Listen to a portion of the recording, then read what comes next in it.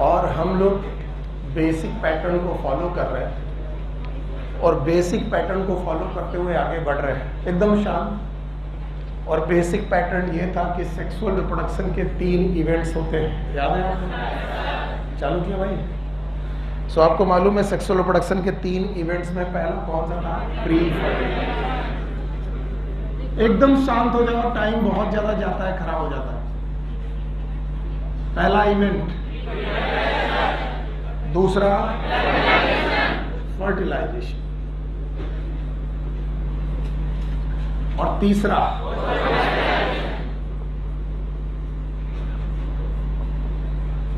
सो हम लोगों ने ये जानना है कि जो लोग भी इस दुनिया में सेक्सुअल रिप्रोडक्शन करेंगे उनको ये 3 इवेंट करने ही पड़ेंगे। नाम है प्री फर्टिलाइजेशन, फर्टिलाइजेशन और प्री फर्टिलाइजेशन में हम लोगों ने 2 प्रोसेस पढ़े। नाम है क्या? गैमीटोजेनेसिस, गैमीटोजेनेसिस और गैमीट ट्रांसफर। मैं चैप्टर को कितना भी कॉम्प्लेक्स कर लूं, कितना भी कॉम्प्लेक्स कर लूं, जैसे कि चैप्टर कॉम्प्लेक्स होते जाते हैं, ये 3 बातें बदलने वाली नहीं। Pre fertilization, fertilization, post fertilization. और ह्यूमन रिप्रोडक्शन में इतने दिनों से, लगभग 4-5 दिनों से हम लोग पहले इवेंट में फंसे हुए हैं। यानी ह्यूमन रिप्रोडक्शन में अब तक जो हमने पढ़ा वो क्या है? अभी क्या पढ़ना बाकी है? तो हमारे हिस्से में अभी तक केवल एक बात आई, बताओ क्या आई?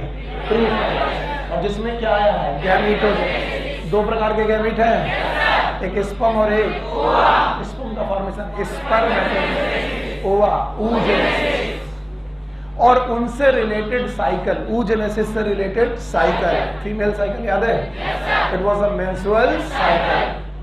अभी तक हमने क्या नहीं पढ़ा? अभी तक हमने गैमीट ट्रांसफर नहीं पढ़ा। और हम जितना जानते हैं वो हम एक बार रिवाइज करके आगे बढ़ेंगे। सो आज अगर हम प्री फर्टिलाइजेशन इवेंट खत्म कर सके तो आज क्या बचेगा? फर्टिलाइजेशन। पहले से तैयार कि इसके बाद तो यही पूछेगा। प्री फर्टिलाइजेशन के बाद फर्टिलाइजेशन, पक्का?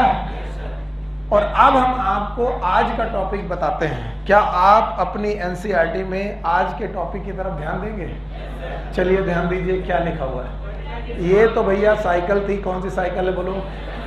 हाँ, मेंस्ट्रुअल साइकिल। कल हम लोगों ने पढ़ा था मेंस्ट्रुअल साइकिल। ओके, आज का टॉपिक क्या है? फर्टिलाइजेशन। तो बताओ कौन सा इवेंट खत्म कर चुके हैं वो? Pre fertilization. और प्री फर्टिलाइजेशन में केवल कौन सा? गैमेटोजेनेसिस। यस, तो वापस चलते हैं। आज का जो हमारा टॉपिक है वो क्या है? Fertilization and implantation. Thank you. So the next topic is fertilization and implantation.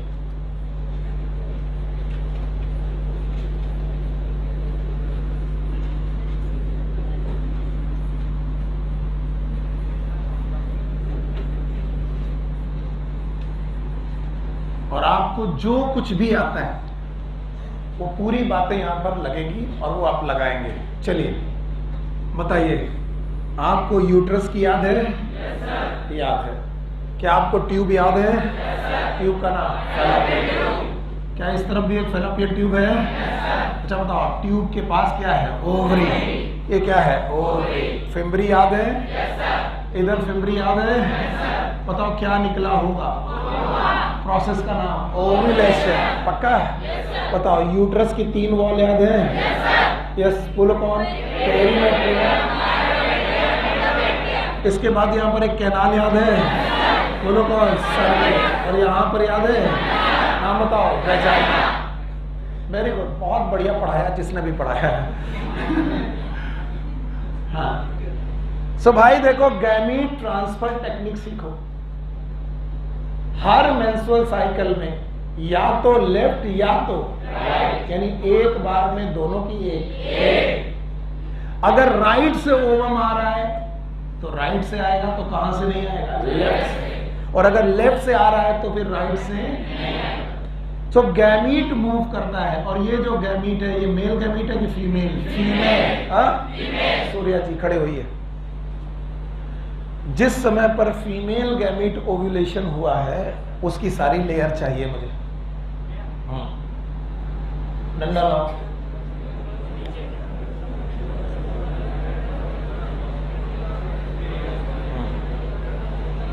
बाकी लोग बोलेंगे सबसे बाहर corona radiata, zona pellucida, primary oocyte की सेकेंडरी ओसाइट। मांग रहे और मारो, हम ना बताएंगे। चलो, जिस समय पर यहां पर सेकेंडरी ओसाइट निकला, याद है आपको? बताओ, प्राइमरी ओसाइट की सेकेंडरी, इसके बाद लेयर है, नाम बताओ? Zona pellucida. फिर यहां पर मैं लार्जर रूप बना रहा हूं, कोरोना रेडिएटा है। कोरोना रेडिएटा में जो सेल है, इन सेल का नाम ग्रेनुलोसा सेल है, ग्रेनुलोसा सेल है। अब बताओ, सेकेंडरी ओसाइट के बाद जो लेयर है, जोना पेलुसिडा है। अब बताओ, ये जो गैमीट है, ये male gamete, female gamete? Female. Motile के नॉन मोटाइल? बहुत बढ़िया। जिसने भी मोटाइल बोला वो थप्पड़ मान ले अपने आप को। मोटाइल के नॉन मोटाइल? Non motile. यानी इसकी खुद की औकात यहां पर जाने की नहीं है। पर यहां फिंगर्स हैं। नाम बताओ? फिंगर, फिम्बरी है। और अब तो हम एपिथेलियम भी पढ़ चुके हैं। कौन सी? सीलियरी। झाड़ू लग रही है। और इन सीलियरी एपिथेलियम से इन भाई साहब को फेंका जा रहा है टूवर्ड्स यूट्रस, है ना? हितेन बाबू खड़े हो। सारी की सारी जगह, पहला पार्ट इनफंडिबुलम, इनफंडिबुलम में फिम्बरी, फिम्बरी में इसके बाद इस्थमस। ना ना ना ना ना ना ना, बेचारा वो दुखी हो जाएगा कि तुमको मार क्यों नहीं पड़ी। याद है आपको? बाकी लोग को याद है? बड़ी खुश हो रही बिटिया। हाँ, खड़ी हो। आगे का रास्ता बताओ। यहां से फिम्बरी, इनफंडिबुलम, एम्पुला, इस्थमस, ये वाला पोर्शन बताओ। फंडस, ये यूट्राइन कैविटी, ये कॉर्पस। कितने लेयर? तीनों याद हैं? अब तुम्हें हक है हंसने का। जाओ बैठो, बोलो। पहला कौन? पेरीमेट्रियम।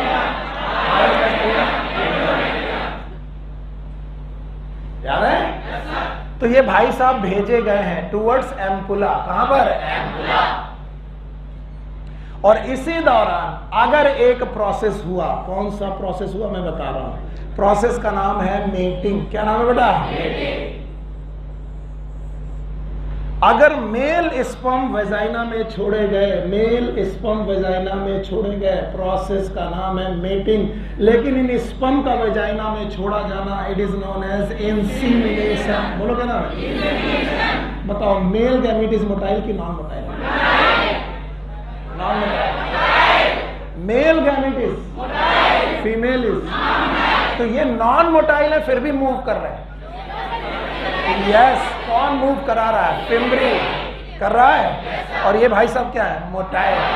तो ये वेजाइना में छोड़ दिए गए हैं, और वेजाइना में छोड़ने के बाद इनको सफर तय करना है। वेजाइना से सर्विक्स, फिर से बोलो, फिर यूटेराइन कैविटी, फिर से बोलो, और फिर फैलोपियन ट्यूब का इस्थमस, फिर एम्पुला।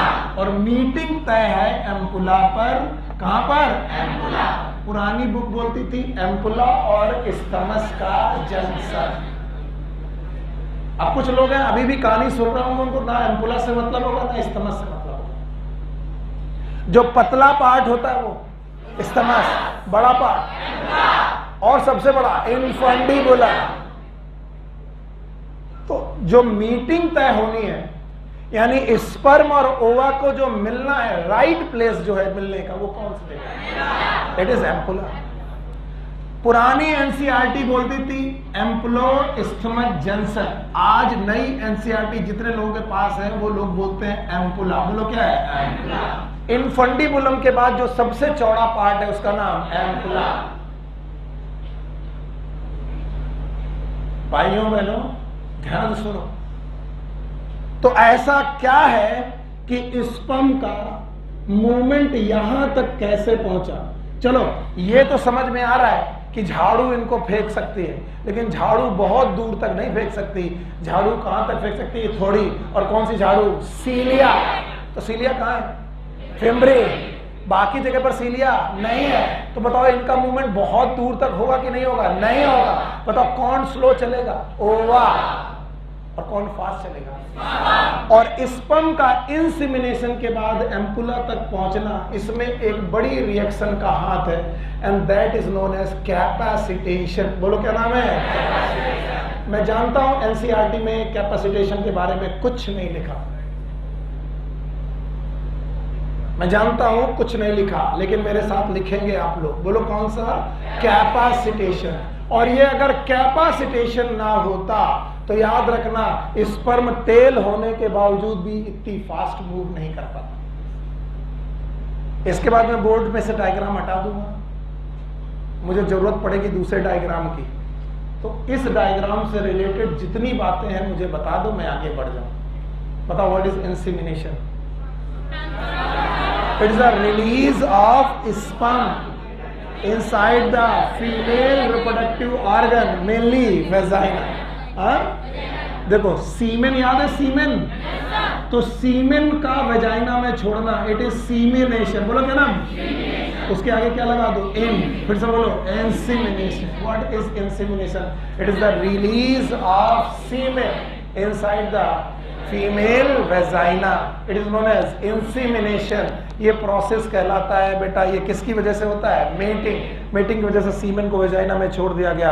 अब ये स्पर्म मूव करके यहां तक पहुंचेंगे। मूव करके यहां तक पहुंचने के लिए इन्हें एक रिएक्शन से गुजरना पड़ेगा, नाम है कैपेसिटेशन। तो बताओ दोनों में मोटाइल कौन? मेल गैमेट की फीमेल? और फीमेल गैमेट मोटाइल की नॉन? हटाएं? हटाएं? चलो पहले सीमेन का कंसंट्रेशन कौन कौन लोग बता पाएंगे? हाँ बहुत कम लोग। हाँ जानवी जी, सीमेन में 30, 60 एंड 10 क्या?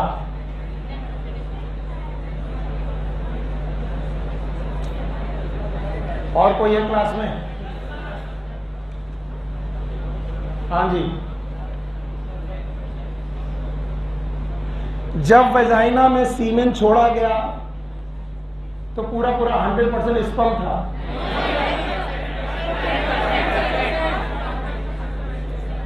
किसी भी बात को हाँ जबरदस्ती मत बोला करो, जब तक ना आए ना आए।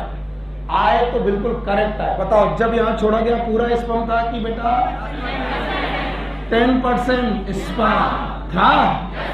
30% प्रोस्टेट के सिक्रीशन थे और 60% सेमाइनल वेसाइकल के सिक्रीशन थे।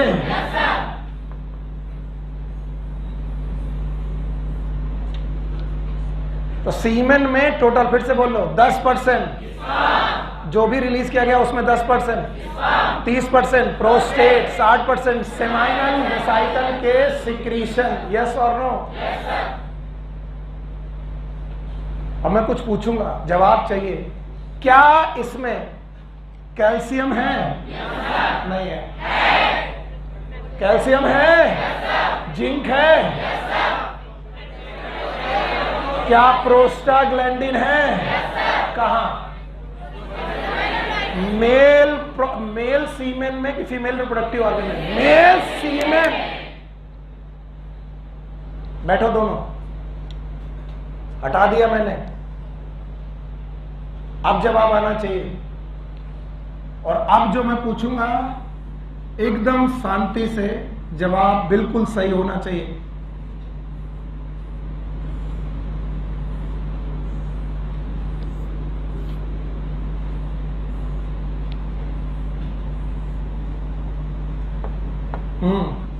यहां पर स्पर्म छोड़े गए, याद है? स्पर्म छोड़े गए कि सीमेन? सीमेन। सीमेन का वेजाइना में छोड़ना, इट इज इंसेमिनेशन। परसेंटेज याद है? 10%, very good. 30%, now I am relief. 60%, और उसमें कुछ चीजें हैं। क्या इसमें फ्रक्टोज है? यस और नो? कैल्शियम है, प्रोस्टाग्लैंडिन है। कहां से है वो हम लोग पहले पढ़ चुके, याद है? जनरली 2 से 4 ml तक होता है। मिलियन ऑफ स्पर्म याद है? कुछ नहीं याद है। 200 से 300 मिलियन स्पर्म याद है? और मूव करेगा। मेरा पहला क्वेश्चन है, मूव किस प्रोसेस से करेगा और क्यों करेगा? प्रोसेस का नाम है कैपेसिटेशन। फिर से बोलो। भगवान मेरे बच्चों को थोड़ी सद्बुद्धि दे। अगर मैं ये भी सिखा गया तो मैं जान लूंगा तुम्हें आता है। क्या आपको एक्रोसोम याद है? हेड याद है? हेड में कितनी चीजें? 2। एक और एक्रोसोम, दूसरा न्यूक्लियस। क्या नेक याद है? मिडिल पीस याद है? माइटोकॉन्ड्रिया याद है? टेल याद है? बताओ इसको किससे मूव करेगा? टेल। इसको एनर्जी कौन देगा? पर क्या मूवमेंट करने के लिए बेटा, मूवमेंट करने के लिए एक्सियल फिलामेंट का हिलना जरूरी है? यस। और इसके लिए चाहिए कैल्शियम। क्या चाहिए? कैल्शियम। कहां से आएगा? कुछ नहीं आता। फीमेल वजाइना से। सीमेन क्या लिए घूम रही है? कैल्शियम। आप सुनना, जैसे ही स्पर्म को वजाइना में छोड़ा गया, एक्रोसोम के ऊपर की मेम्ब्रेन का कोलेस्ट्रॉल रिमूव होने लगता है। एक्स्ट्रा पढ़ा रहा हूं, जानबूझ के पढ़ा रहा हूं, क्वेश्चन पूछा जा चुका इसलिए पढ़ा रहा हूं। प्लाज्मा मेम्ब्रेन चारों तरफ कवर करती है, लेकिन प्लाज्मा मेम्ब्रेन का कोलेस्ट्रॉल रिलीज होने लगता है। और जब कोलेस्ट्रॉल रिलीज होने लगता है तो इस कोलेस्ट्रॉल रिलीज होने की वजह से परमेबिलिटी बढ़ती है, और परमेबिलिटी बढ़ने की वजह से कैल्शियम अंदर की तरफ जाता है। क्या अंदर जाता है? कैल्शियम। और इस कैल्शियम की वजह से एक्सियल फिलामेंट को मिलती है मोटिलिटी। क्या मिलती है? मोटिलिटी। इस पूरी रिएक्शन का नाम कैपेसिटेशन। मैं नहीं चाहता तुम ये सब याद रखो, मत याद रखना।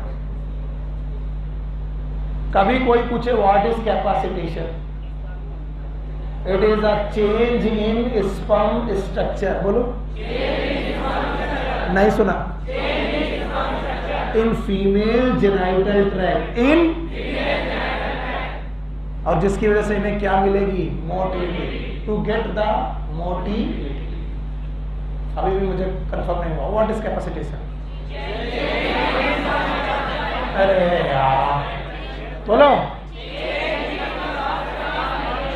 स्पर्म के स्ट्रक्चर में थोड़े बहुत बदलाव आ रहे हैं। एक्रोसोम टूट रहा है।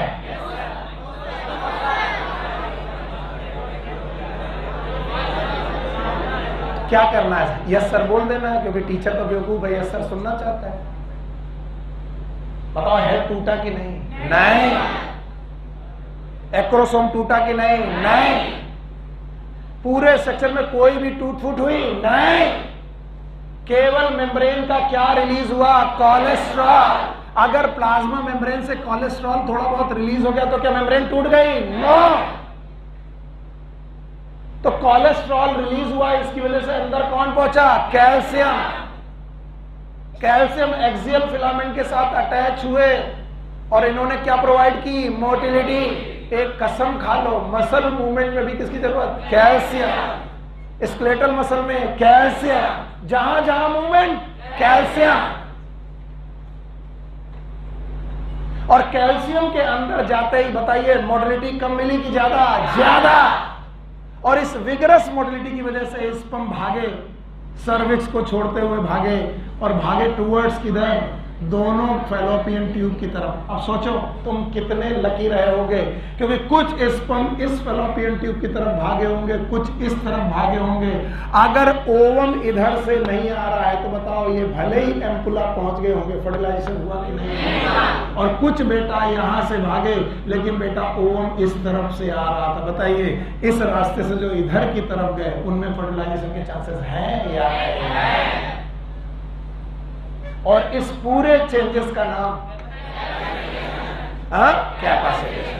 बताओ, capacitation is a change in sperm motility and structure in female genital tract. और जैसे ही फीमेल जेनिटल ट्रैक्ट में स्पर्म और ओवम का इंटरेक्शन हुआ, वैसे ही गजब हो गया। क्या गजब हुआ? जिस समय स्पर्म ओवा से मिला, ओवा बहुत लेयर ओढ़े हुए बैठा था। बताओ, प्राइमरी oocyte की सेकेंडरी। सूर्या बाबू इसी में मार खाए। सेकेंडरी oocyte है। सेकेंडरी oocyte के चारों तरफ जोना पेलुसिडा है, और जोना पेलुसिडा के चारों तरफ बताओ कोरोना रेडियस। चाहे जितना टाइम लगे, कोर्स हम लोग कंप्लीट कर लेंगे, तुम चिंता मत करना। लेकिन कोई भी टॉपिक बिल्कुल ऐसा नहीं होना चाहिए कि सर समझ में नहीं आया। बताइए, ये जो बनाया है ये न्यूक्लियस है? नहीं है। बताओ, इस oocyte का नाम, इस लेयर का नाम, इसका नाम कोरोना। अच्छा बताओ, ये स्पर्म दिख रहा है? स्पर्म का अपना हेड होगा, हेड में न्यूक्लियस होगा, एक्रोसोम होगा, बॉडी होगी, टेल होगी।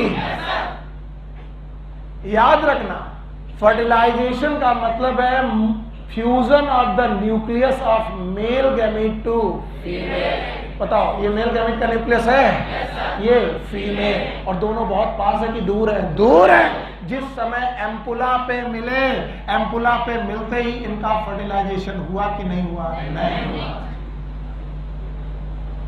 डर है मुझे। अब इस स्पर्म को पेनेट्रेट करके इस न्यूक्लियस तक पहुंचना, और पेनेट्रेशन में उसे दीवारें क्या क्या मिलेंगी? सबसे बाहर लिखना तो नहीं है, जानते हो ना कौन कौन दीवार मिलेगी? Corona radius, zona pellucida, plasma membrane किसकी? सेकेंडरी oocyte, फिर साइटोप्लाज्म किसका? Secondary oocyte। तब जाकर के स्पर्म का न्यूक्लियस और ओवा का न्यूक्लियस फ्यूज होगा। दिल्ली पास है कि दूर है? तो जैसे ही बेटा स्पर्म ने ओवा को देखा और बोला अब एंट्री करनी है, तब उसने दूसरी रिएक्शंस चालू की, and these reaction are known as acrosomal reactions. बोलो क्या नाम है? एक्रोसोमल। मैं जानता हूं मेरे बहुत सारे साथी और बहुत सारे टीचर कैपेसिटेशन और एक्रोसोमल रिएक्शन एक ही बोलते हैं, गलत है। कैपेसिटेशन मूवमेंट, कैपेसिटेशन ना होता तो स्पर्म मूव करके यहां तक ना पहुंचता। कहां तक? एम्पुला तक। और एम्पुला के बाद ओवा के अंदर घुसने के लिए कैपेसिटेशन चाहिए कि एक्रोसोमल? Acrosomal reaction. तो बताओ, फर्टिलाइजेशन होने के पहले कितनी रिएक्शन? दो। एक कौन? कैपेसिटेशन, दूसरा एक्रोसोमल रिएक्शन। मुझे लगता है मैंने कैपेसिटेशन आपको समझा दिया। What is insemination? It is a release of semen inside the vagina.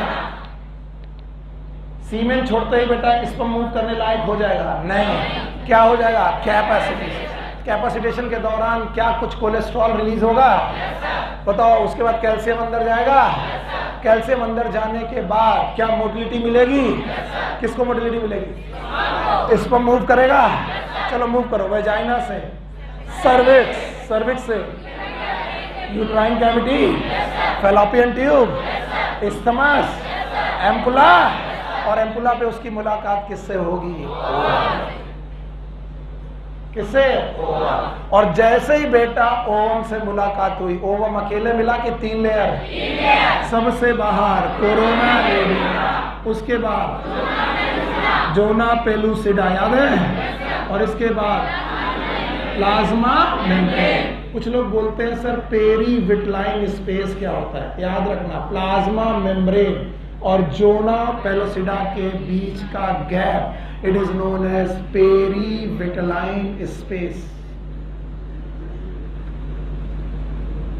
Sir फिर से बताइए, पहली बार तो समझ में कहाँ है? एक बार सर, एक बार और प्लीज। हाँ बोलो, सबसे बाहर। हाँ, ऐसे अच्छा नहीं लगता, ऐसे कभी अच्छा नहीं लगता मुझे, ऐसे अच्छा लगता। अब तुम बताओ। सबसे पहले सेकेंडरी oocyte, कौन सा oocyte? उसका ये न्यूक्लियस।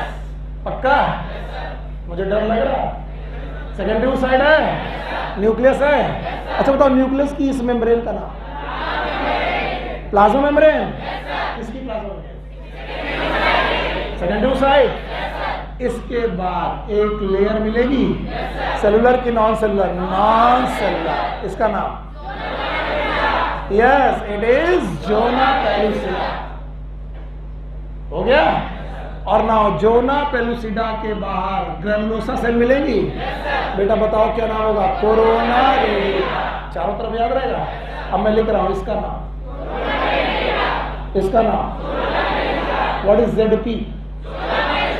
इसका नाम प्लाज्मा मेम्ब्रेन, प्लाज्मा मेम्ब्रेन। अब देखें भाई, प्लाज्मा मेम्ब्रेन और जोना पेलुसिडा के बीच में गैप है। It is known as perivitelline space. अब इन्हें लगता होगा कि बहुत ज्यादा सर PhD पढ़ा रहे हैं। नहीं, ये सब NCERT में है। Everything is present in your NCERT और पता नहीं कब क्वेश्चन पहुंचेगा। अब बताओ, स्पर्म आ चुका है और बताओ किस वजह से आया है? कैपेसिटेशन। लिख लो, बड़े बड़े नोट्स बना लो और छकना पे। बेवकूफ, पहले पढ़ ले। बताओ ये क्या बना है? स्पर्म। हाँ? और ये क्या है? ओवा। ओवा एक लेयर की तीन। अब बताओ, स्पर्म ओवा में एंट्री करने की कोशिश कर रहा है? बताओ, स्पर्म के सबसे ऊपर हेड का नाम? एक्रोसोम। हाँ? बस इतना ही पूछ के मैं क्या गलती कर रहा हूं? क्या एक्रोसोम याद है? अब क्या एक्रोसोम टूटेगा? Yes yes sir.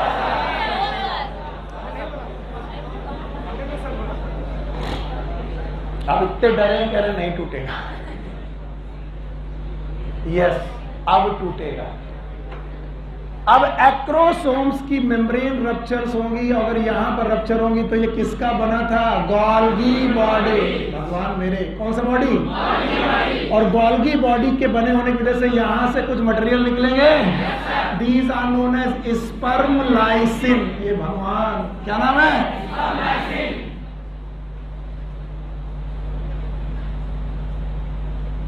इन सब चीजों के डेमो देने की जरूरत नहीं होती, लेकिन सोचने की बात देखो। If this is a head, क्या ये हेड? हेड का ये पार्ट क्या है? एक्रोसोम। फिर से बोलो। और इसमें बहुत सारे एंजाइम पड़े हैं। उन एंजाइम का नाम स्पर्म लाइसिन। बताओ, जब तक ये टूटेगा नहीं, वो निकलेंगे कि नहीं निकलेंगे? नहीं निकलेंगे। तो जैसे ही बेटा एक्रोसोम थोड़ा रप्चर हुआ, वैसे क्या निकला? Sperm lysine. भगवान। और स्पर्म लाइसिन निकलते ही इन स्पर्म लाइसिन में निकले एंजाइम्स। क्या निकले? एंजाइम। मैं जान रहा हूं मैं ज्यादा कर रहा हूं, लेकिन पढ़ाना तो पड़ेगा। एक एंजाइम का नाम है हियालुरोनिडेज।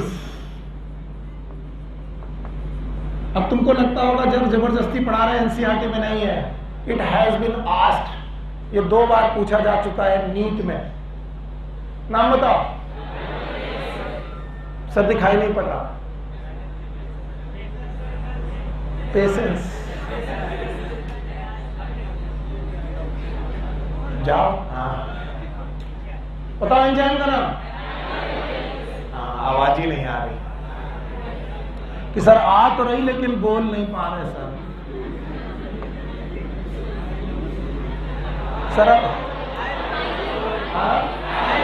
हाइलू। हाइलू। रो। बोलो। हाइलू। फिर पक्का? अब बताओ, अगर तुम्हें सुनील सर को डाइजेस्ट करना है, एंजाइम का नाम सुनिलेज। अगर सुनील सर को डाइजेस्ट करना, पक्का? अगर सुक्रोज को डाइजेस्ट करना, हियालुरोनिक एसिड, हम भी तो यूपी बोर्डिया हैं। वो जो अंग्रेजी मीडियम के लोग होते हैं वो अच्छे से बोलते हैं। This acid is known as, फिर से बोलो, और ये एसिड प्रेजेंट होता है कोरोना रेडिएटा के बीच में, यानी जो ग्रेनुलोसा सेल है उनके बीच में प्रेजेंट सीमेंटिंग मटेरियल है। इसका नाम बताओ। अरे यार, मैं पढ़ाई क्यों रहा, कौन सा बताओ। एक ग्रेनुलोसा सेल दूसरी से जुड़ी है बाय द मटेरियल, नाम बताओ। हाइड्रोजन। दूसरी तीसरी से, अगर मैं इसे ही डाइजेस्ट कर दूं, सीमेंट ही खत्म कर दूं,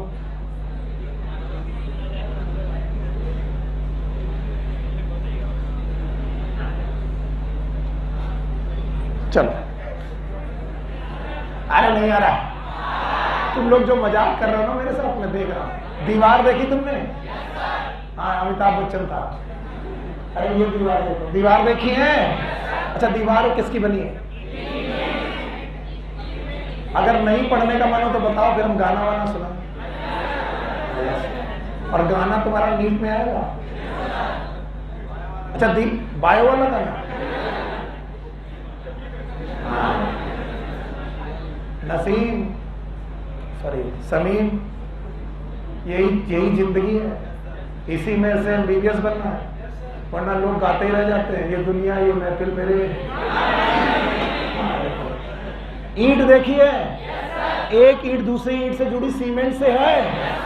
अगर मैं सीमेंट गला दूं, अगर मैं सीमेंट गला दूं किसी तरीके से, तो बताओ ईंट मजबूत हो जाए कि वीक? और फिर मैं दीवार को धक्का दूं, दीवार टूट जाएगी। ये समझ में आ गया? अरे मिस्त्री। अब सुनो, ईंट की जगह है सेल। क्या नाम है? सेल। नाम है ग्रेनुलोसा सेल। बोलो क्या नाम? ग्रेनुलोसा सेल के बीच के सीमेंट का नाम पढ़ो, हियालुरोनिक एसिड। अगर मैं इसे डाइजेस्ट कर दूं तो बताओ इनका एसोसिएशन स्ट्रॉन्ग की वीक, और इसको डाइजेस्ट करने के लिए हियालुरोनाइड, और वो किसके पास है? स्पर्म। तो स्पर्म ने एक एंजाइम निकाला और उसने किसको डाइजेस्ट करना चालू किया? पता नहीं, हाइलुरोनिक एसिड को। और जैसे हाइलुरोनिक एसिड को डाइजेस्ट करना चालू किया, क्या रास्ता बनने लगा? क्या कोरोना रेडिएटा की जो ग्रेनुलोसा सेल है वो लूज होने लगी? लूज हुई, लेकिन सामने तो खड़ी है। क्या इन्हें भी हटाना चाहिए? यस, थोड़ा एक्स्ट्रा है, मैं माफी के साथ बोल रहा हूँ। It is known as CPE, corona penetrating enzyme. बोलो क्या नाम? भगवान कसम दोबारा कभी मत पढ़ना,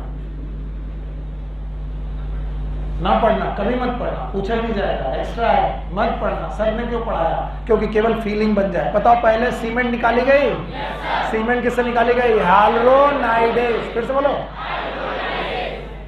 पक्का? और हाइलुरोनाइडेज की वजह से बेटा यार रास्ता बनने लगा। अब रास्ता बनने लगा तो कोरोना रेडिएटा को भी हटाना पड़ेगा। कोरोना रेडिएटा भी हटी किस एंजाइम से? CPE। फिर से बोलो, what is CPE? Corona penetrating enzyme. Corona penetrate करता हुआ बेटा तुम्हारा स्पर्म अंदर पहुंच चुका, और जैसे ही स्पर्म अंदर पहुंचा, अब उसे मिली कौन? Zona pellucida.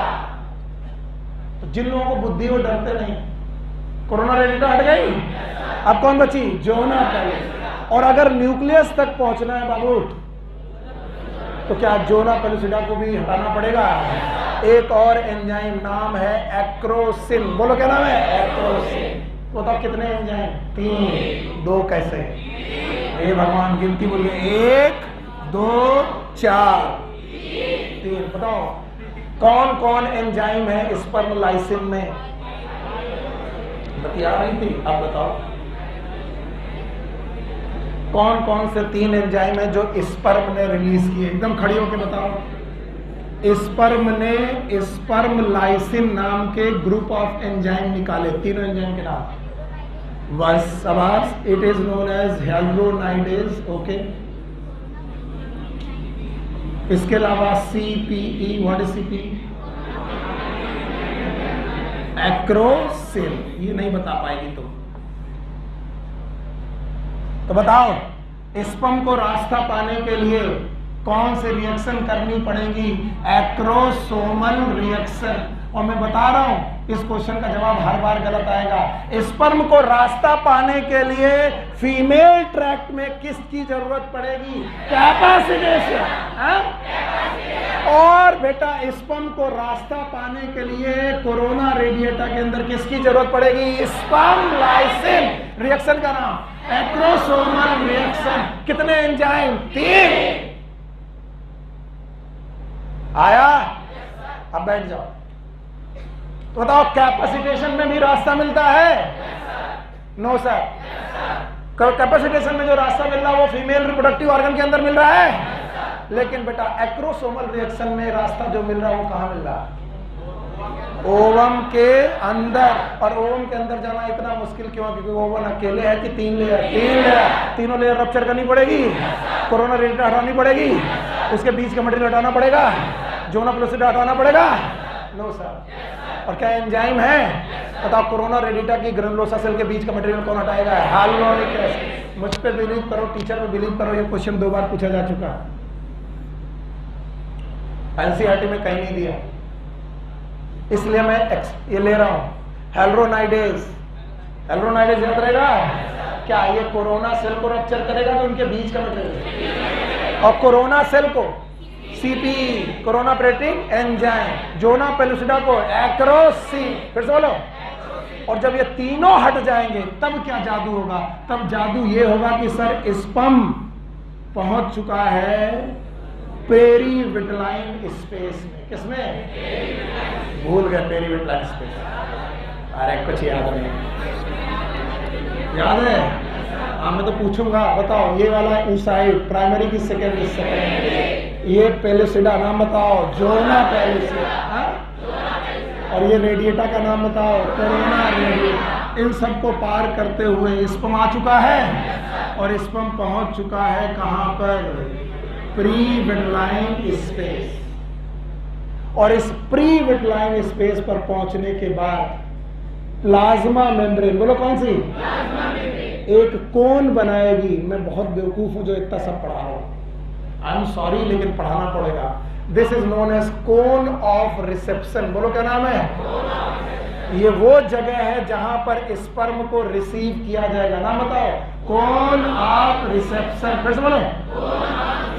और जैसे ही स्पर्म यहां पहुंचेगा, वैसे जोना पेलुसिडा एक रिएक्शन करेगी, भगवान बचा लो, और जोना पेलुसिडा हमेशा हमेशा के लिए इम्परमिएबल। परमिएबल की इम्परमिएबल। तो बताओ, एक स्पर्म के एंट्री के बाद दूसरे स्पर्म एंट्री कर पाएंगे कि नहीं? और घर जाके एनसीईआरटी पढ़ना जरूर। तुम्हें लगेगा ये सारी बातें सुनील सर अपनी तरफ से पढ़ा रहे हैं। Each and everything has been written in your book. तो बताओ, एक ओवम में एक ही स्पर्म घुसे कि मैनिस पे, तो चले कितने थे? 2 से 3 मिलियन। अरे 3 नहीं, 200 से लेकर 300 मिलियन। पहुंचे भी बहुत, लेकिन एंट्री। तो बाकी ने ऐसा क्या कर लिया? जैसे ही बेटा स्पर्म ने किसे छुआ? Cone of reception. वैसे ही कुछ चेंजेस आए। कहां पर? Zona pellucida. बोलो क्या ना? आपको लगेगा जोना पेलुसिडा तो रप्चर हो चुकी थी सर एक्रोसिन से। नहीं, एक्रोसिन से पार्शियल रप्चर हुई थी, पूरी रप्चर। और बाद में वो जोना पेलुसिडा, बताइए ध्यान से बताइए, वो जोना पेलुसिडा परमेबल की इम्परमेबल, बाकी स्पर्म उसमें एंट्री। इसके बाद स्पर्म अपनी बॉडी का ज्यादातर पोर्शन पीछे छोड़ देगा, बाहर छोड़ देगा कोन ऑफ रिसेप्शन के बाद, और अपनी बॉडी के साथ, बॉडी में न्यूक्लियस है, बोलो क्या है? न्यूक्लियस, और थोड़ा बहुत माइटोकॉन्ड्रिया, इसके साथ आगे बढ़ेगा। और आगे बढ़ने के साथ फीमेल गैमीट और मेल गैमीट का फ्यूजन होगा। बताइए, फीमेल गैमीट N की 2N, मेल गैमीट का न्यूक्लियस N और N 2N बनेगा। और जो ये 2n बनेगा इसमें न्यूक्लियस फ्यूज होंगे। क्या फ्यूज होंगे? Nucleus. And that's why this condition is known as syncaryon. बोलो क्या नाम है? ऑल्सो इसे सिंगैमी बोलते हैं, पर सिंगैमी पूरी तरीके से नहीं बोल सकते। क्यों? सारे लोग जवाब चाहिए, बताइए किसका साइटोप्लाज्म यूज हुआ? मैं बहुत बुरा पढ़ा। स्पर्म की ओवा तो बताओ स्पर्म का ज्यादातर साइटोप्लाज्म अंदर आया कि बाहर रहा? तो स्पर्म का केवल क्या आया? न्यूक्लियस। ज्यादातर कौन सा पार्ट? न्यूक्लियस। माइटोकॉन्ड्रिया फ्यूज नहीं होगा। क्या फ्यूज होगा? न्यूक्लियस। तो बताओ इस सेल के अंदर कौन कौन फ्यूज हुआ? बताओ मेल गैमीट का न्यूक्लियस और फीमेल गैमीट का न्यूक्लियस। अब मैं क्वेश्चन पूछता हूं कि ये न्यूक्लियस एन हो गया कि 2n? 2n। और 2n होते ही प्रोसेस का नाम फर्टिलाइजेशन। फिर से बोलो। और इस फर्टिलाइजेशन में 2 न्यूक्लियस साथ में आए, कंडीशन का नाम सिनकैरियन। सिन मतलब साथ साथ, कैरियन मतलब न्यूक्लियस, n की 2n। और जो प्रोडक्ट बना उसका नाम जाइगोट। फिर से बोलो। तो बताओ जाइगोट n की 2n। 2n। And my question, अगर मैंने सही पढ़ाया है तो बताइए ये साइटोप्लाज्म किसका है?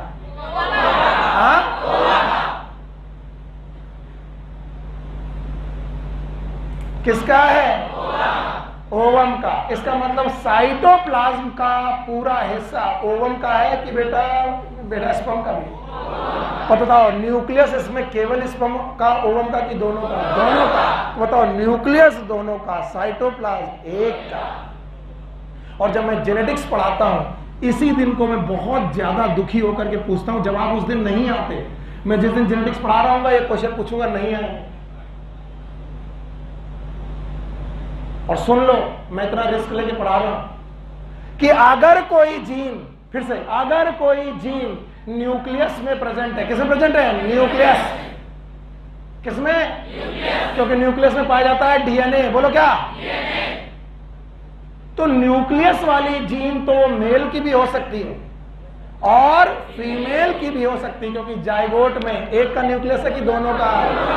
नहीं सुना? पर अगर कोई जीन साइटोप्लाज्म में प्रेजेंट है, किसमें? इस क्वेश्चन का जवाब देना। अगर कोई जीन, आवाज ही नहीं आ रही, साइटोप्लाज्म में प्रेजेंट है और वो कहां पाई जा रही है? जाइगोट में, तो उसका ओरिजिन मेल होगा कि फीमेल? शाबाश। मेल की फीमेल? और इसीलिए जितने भी साइटोप्लाज्मिक इनहेरिटेंस है, कौन से? ऐसे इनहेरिटेंस जो न्यूक्लियस की वजह से है कि साइटोप्लाज्म, उसके लिए पापा जिम्मेदार की मम्मा। And that's why they are known as maternal inheritance. बोलो क्या नाम है? क्या मैं जेनेटिक्स में पूछूंगा, बताओगे? आज का दिन याद रहेगा? रहेगा? बताओ जाइगोट बनते वक्त, सर 1 मिनट लिखने दीजिए, हम लिखने देंगे। विश्वास करो हम 3-3, 4-4 बार इसीलिए बोलते, पहले तुम्हारा दिमाग सही हो जाए। ये बताओ सेकेंडरी oocyte, प्राइमरी की सेकेंडरी? न्यूक्लियस याद है? n की 2n। अब दूसरे कलर से बना रहे स्पर्म को। अब मैं मान चुका हूं कि कोन ऑफ रिसेप्शन तक स्पर्म आ चुका है।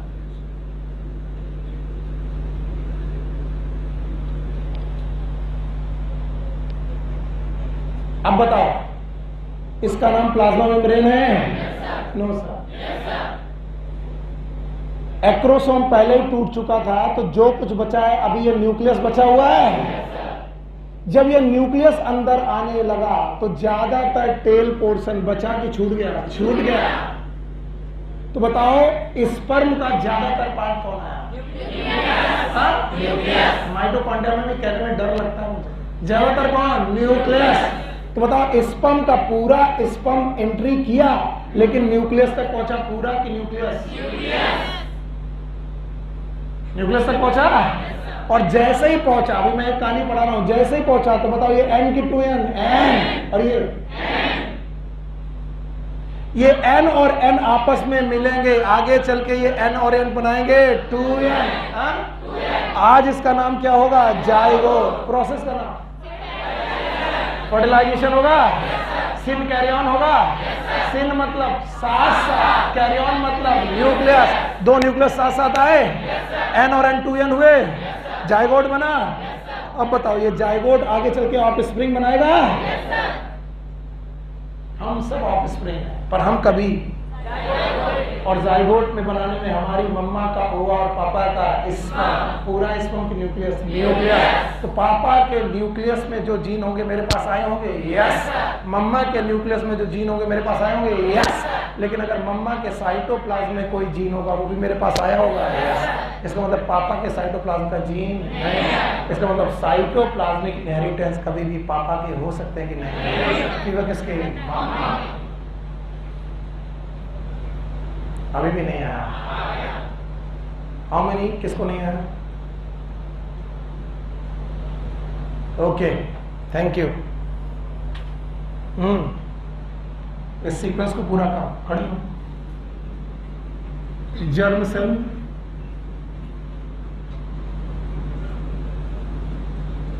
कितने प्रोसेस? Spermatogenesis, oogenesis। शाबाश। पहला process P, what is P? Growth. शाबाश। फिर पक्का? अब देखेंगे कितने लोग हैं जो मेरे साथ हैं। जर्म सेल में क्या हुआ? क्या बनी? ऊगोनिया। ऊगोनिया में क्या हुआ? ग्रोथ। माइटोसिस, डिफरेंशिएशन, क्या बनी? Primary oocyte। बताइए, मियोसिस की माइटोसिस? मियोसिस। यहां पर भी माइटोसिस। बहुत सही चल रहा है। प्राइमरी oocyte में मियोसिस फर्स्ट। मियोसिस पूरी हो गई? पूरी हो गई। ओव्यूलेशन तक पूरी हो गई। मार पड़ेगी। ओव्यूलेशन तक पूरी हो गई। कौन सी? क्या बन गया है? Secondary oocyte। जो लोग, तुम लोग मेरे को जवाब देते हो ना, इससे मैं दुखी होकर के फिर पीछे से पढ़ाने लगूंगा, फिर तुम दुखी होगे। कितना रिपीट क्यों कर रहे हो? बताओ, पी हो चुका? जी हो गया? एम हो चुका? एम पूरा? शाबाश, थैंक यू। बैठ जाओ, शाबाश।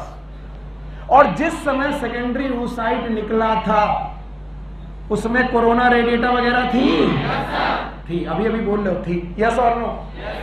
तो बताओ, यहां पर सेकेंडरी oocyte है और अभी मियोसिस फर्स्ट हो गया है और मियोसिस सेकेंड हुआ नहीं है।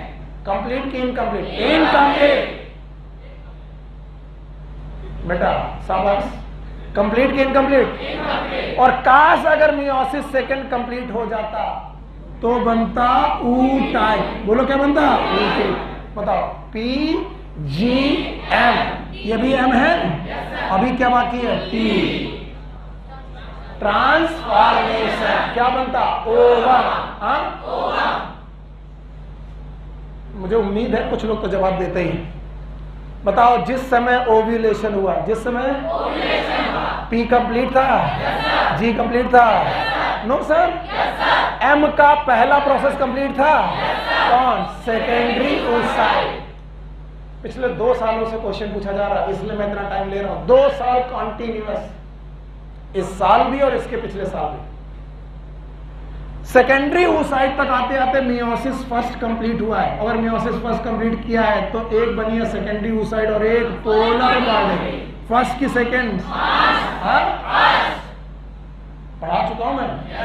अब बताओ, सेकेंडरी oocyte में मियोसिस सेकेंड शुरू तो हुआ लेकिन कंप्लीट नहीं हुआ।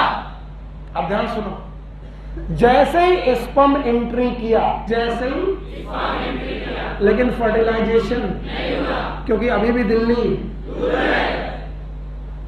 बताइए, स्पर्म ओवा में तैर रहा है, उसके साइटोप्लाज्म में तैर रहा है, लेकिन फर्टिलाइजेशन नहीं हुआ। तो जैसे ही स्पर्म एंट्री हुआ लेकिन फर्टिलाइजेशन नहीं हुआ, उसके पहले सेकेंडरी oocyte ने चांस मारा और मियोसिस सेकेंड कंप्लीट की। फर्स्ट की सेकेंड कौन? फर्स्ट की सेकेंड। और जैसे मियोसिस सेकेंड कंप्लीट की क्या बना? और कौन सी polar body? Second polar body. ये तो सर ज्यादा हो गया। फर्स्ट पोलर बॉडी की सेकेंड। इसका मतलब जब स्पर्म एंट्री कर रहा था तो भैया का नाम था सेकेंडरी oocyte। बोलो क्या नाम है? oocyte। लेकिन जब स्पर्म का न्यूक्लियस ओवा के न्यूक्लियस के साथ फ्यूज हो रहा था, भैया सेकेंडरी oocyte से क्या हो चुके थे? oocyte। क्वेश्चन आया कि मियोसिस सेकेंड कब कंप्लीट होती है? फर्टिलाइजेशन के ठीक पहले, ठीक बाद की फर्टिलाइजेशन के साथ? फर्टिलाइजेशन के साथ ठीक पहले। नहीं आया। कई बार तो लोग बिफोर एंट्री केवल कोन ऑफ रिसेप्शन बन जाए। क्या बन जाए? बिना एंट्री के। अभी रिसेप्शन कोन रिसेप्शन बना है, स्पर्म ने केवल छुआ है, एंट्री भी नहीं की। इधर सेकेंडरी oocyte किसमें चेंज हो गई? तो बस इतना बताओ, फर्टिलाइजेशन के बाद, फर्टिलाइजेशन के साथ की फर्टिलाइजेशन के पहले? इसका मतलब सेकेंड पोलर बॉडी कब बनेगी?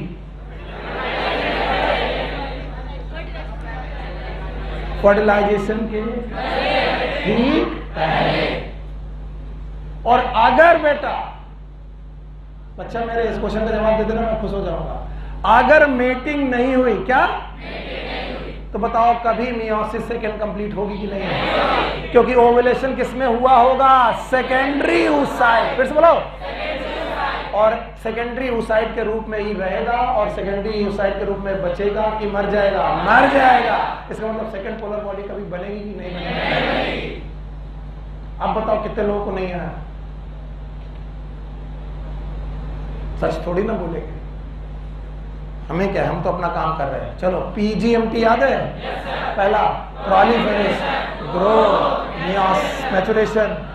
मैचुरेशन में meiosis first, meiosis second. Ovulation तक आते आते कौन खत्म? मियोसिस फर्स्ट, मियोसिस सेकंड खत्म। और मियोसिस सेकंड तब खत्म होगी जब स्पर्म टच करेगा, यानी कि बिफोर फर्टिलाइजेशन की फर्टिलाइजेशन। बिफोर तो before entry, even before entry into the ओवा, उसके पहले कोन ऑफ रिसेप्शन बनने के समय पर इसमें चेंज होंगे। और वो कौन सी मियोसिस को चेंज करेंगे? मियोसिस सेकेंड को पूरा करेंगे। और कौन सी पोलर बॉडी बनाएंगे? सेकेंड। और जो भाई साहब होंगे सेकेंडरी oocyte की oocyte। मेरा क्वेश्चन है, जिस समय स्पर्म का न्यूक्लियस ओवा के न्यूक्लियस से मिलता है, उस समय ओवा सेकेंडरी oocyte होता है कि oocyte? हाँ, और फिर जब ये दोनों न्यूक्लियस मिलेंगे तो N और N 2N हो जाएगा। और 2N वाला ये स्ट्रक्चर क्या कहलाएगा? जाइगोट। और जाइगोट का बनना it is known as fertilisation. फिर से बोलो। कई कंडीशन बोलती है this condition is also known as सिंगैरियन। फिर से बोलो। कुछ बुक्स बोलती है सिंगैमी। मैं सिंगैमी से बचता हूँ क्योंकि सिंगैमी में साइटोप्लाज्म और न्यूक्लियस दोनों फ्यूज होते हैं। लेकिन बताओ यहाँ पर साइटोप्लाज्म दोनों का फ्यूज हुआ कि एक का, और न्यूक्लियस दोनों का। तो bulk of cytoplasm is from male की फीमेल? हाँ, फीमेल। कौन सा प्रोसेस खत्म हुआ? पता नहीं। और ये सब कहां चल रहा है? भगवान जाने। मैं अपना इंटरेस्ट इसलिए खो देता हूं क्योंकि तुम लोग स्लो। सच बता रहा हूं, भगवान कसम खा के बता रहा हूं। नहीं तो ये टॉपिक इतने जल्दी खत्म हो कि हम दोनों लोग जल्दी घर निकल पाए। बताओ ये सब कहानी कहाँ चल रही थी? एम्पुला। हाँ, कौन सी कहानी?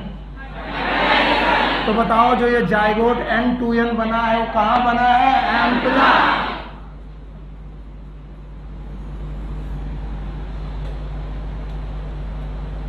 एम्पुला में।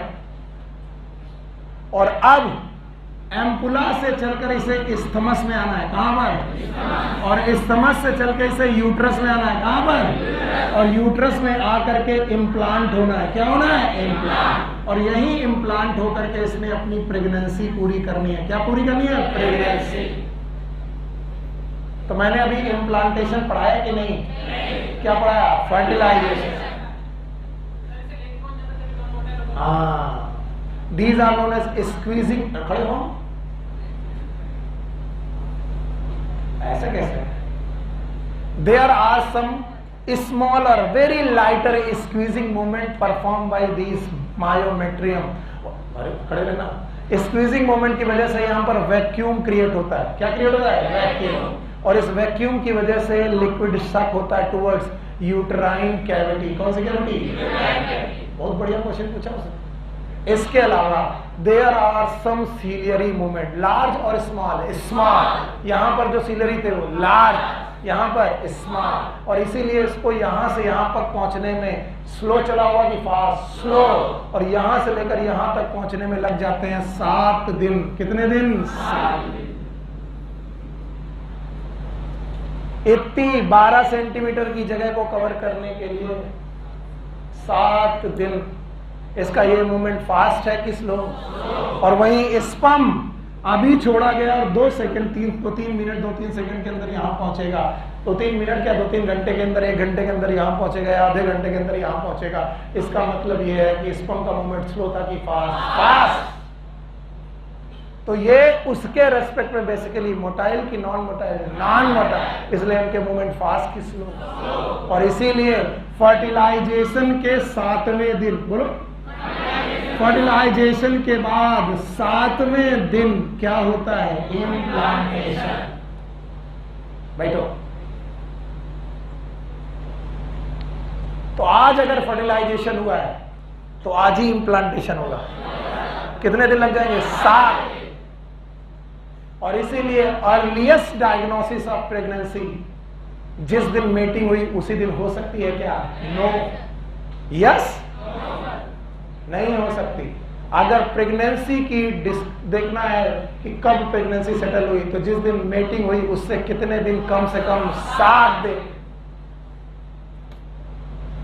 And this test is also this test has been also asked, known as Gravidex test। कौन सा टेस्ट? Gravidex। ये सब बुक में नहीं है लेकिन पूछा सब कुछ गया। बताओ फर्टिलाइजेशन कहां चल रहा? एम्पुला में चल रहा है। एम्पुला में क्या बन चुका है? जायगोट बन चुका है। मशक्कत स्पर्म ने की है? No sir. स्पर्म ने 2 तरीके से मशक्कत की है। पहले वो रिप्रोडक्टिव ट्रैक्ट में मूव किया है, प्रोसेस का नाम कैपेसिटी। फिर बेटा ओवा में घुसा है, नाम है एक्रोसोमल रिएक्शन। दोनों एक ही बात के अलग अलग। पहले में मोटिलिटी मिली, दूसरी में पेनिट्रेशन मिला। मोटिलिटी और पेनिट्रेशन एक ही बात। मोटिलिटी का मतलब है कैपेसिटेशन, पेनिट्रेशन का मतलब है एक्रोसोमल रिएक्शन। कौन सा रिएक्शन? और एक्रोसोमल रिएक्शन करते वक्त 3 लेयर तोड़नी है। बोलो कौन? कोरोना रेडिएटा, जोना पेलुसिया, याद है? और कोरोना रेडिएटा के बीच में मटेरियल है, नाम बताओ? Hyaluronic acid. सारे एंजाइम याद है? रट्टा मारोगे, याद है? पहला हाइलोरोनाइट्रेज, CPE। What is CPE? Corona penetrating enzyme. और एक्रोसिन, कोन ऑफ रिसेप्शन याद है? जैसे ही स्पर्म घुसने वाला है उसी समय कुछ चेंजेस हुए, उन चेंजेस ने मियोसिस सेकंड कंप्लीट की। और बताओ सेकेंडरी साइड से क्या हो गया? ऊटा। जोना पेलुसिडा भी चेंज लाई, परमेबल की इम्परमेबल। अब बाकी कोई स्पर्म घुस पाएगा कि नहीं? तो बताओ पॉलीस्पर्मी होगी कि नहीं होगी? एक स्पर्म जाएगा कि मैनी? एक। और वो स्पर्म का पूरा साइटोप्लाज्म, ज्यादातर साइटोप्लाज्म बाहर रह जाएगा। क्या पहुंचेगा? न्यूक्लियस। हाँ, तो मेल और फीमेल के न्यूक्लियस फ्यूज होंगे, क्या बनेगा? जायगोट। फिर से बोलो। और जायगोट जो बनेगा वो एन की 2n। और ये कहां बन चुका है? एम्पुला। बस बच्चा, अब मैं समझा लूंगा। ये सबसे मुश्किल पार्ट था। चाहता तो मैं छोड़ देता, लेकिन मैंने कहा कोशिश कर लेते हैं। और कोशिश कामयाब हो जाती तो बहुत अच्छा रहता है। बताइए यहाँ पर क्या बन चुका है? जायगोट। हाँ, और जायगोट इज यूनिसेलुलर की मल्टीसेलुलर? मल्टीसेलुलर। आखिरी में मल्टीसेलुलर बोला तो multicellular. Zygote is unicellular. N की 2n, 2n हुआ तो 2 सेल हो गई ना, 2 सेल की 1 सेल। तो मेरा क्वेश्चन है कि यहां से यहां तक पहुंचते पहुंचते बंदा 1 सेल रहेगा कि मल्टी सेल? Multi cell. तो याद रखना, एम्पुला से लेकर यूट्रस तक पहुंचने की कहानी में एक प्रोसेस से गुजरता है zygote. It is known as cleavage.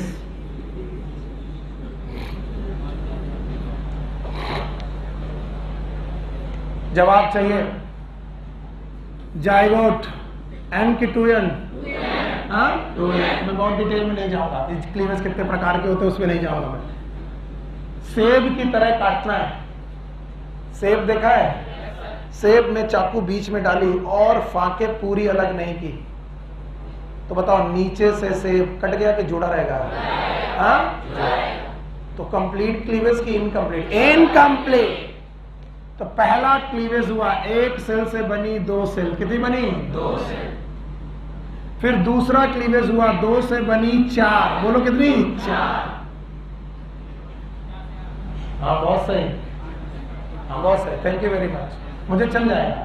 तो पहले बताओ 1 से बनी, बताओ ये भाई साहब क्या थे? जायगोट। जायगोट के बाद 1 से बनी 2, क्लीवेज चल रहा। फिर 2 से बनी 4, फिर 4 से बनी 8 सेल। एकदम शांत रहिएगा बेटा, मुझे मालूम है आपको गिनती अच्छी आती, वो आप मुझे ना सुनाए। 2 से बनी 4, 4 से बनी 8, 8 से बनी 16। चलो खड़े हो जाओ, गिनती सुनने वाले, सुनाने वाले। मैं लिख दे रहा हूं, 1 सेल से 2 सेल, 2 से 4, 4 से 8, 8 से 16। खड़े हो? हाँ हाँ खड़े।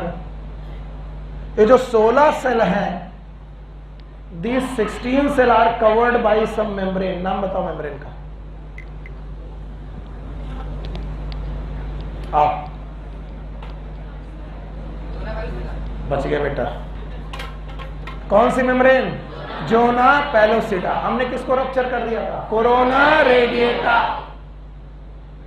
रप्चर हो गई थी यार, बैठ जाओ बेटा, शाबाश।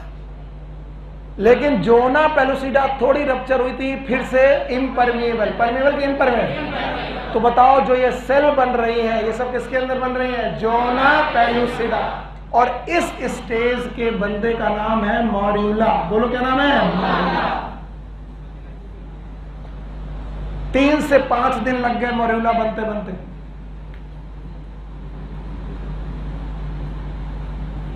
यस, 1 से, बोलोगे नहीं, 1 से 2 से 4 से 8 से 16 तक आते आते जो स्टेज आई इसका नाम मॉर्यूला। अब मॉर्यूला में बेटा कुछ चेंजेस आ रहे हैं। भगवान मेरे प्रभु, पेरीफेरल सेल फ्लैट होने लगी। पहले मैं जोना पेलोसिडा बना लूं, ये रही जोना पेलोसिडा, और पेरीफेरल सेल फ्लैट होने लगी।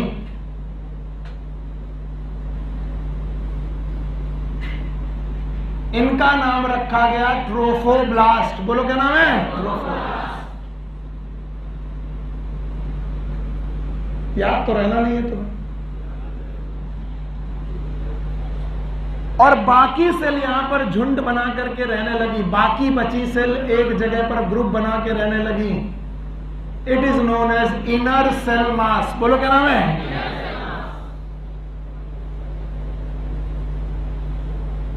और बीच में कैविटी पैदा हो गई। क्या पैदा हुई? कैविटी। इस कैविटी का नाम है ब्लास्टोसील।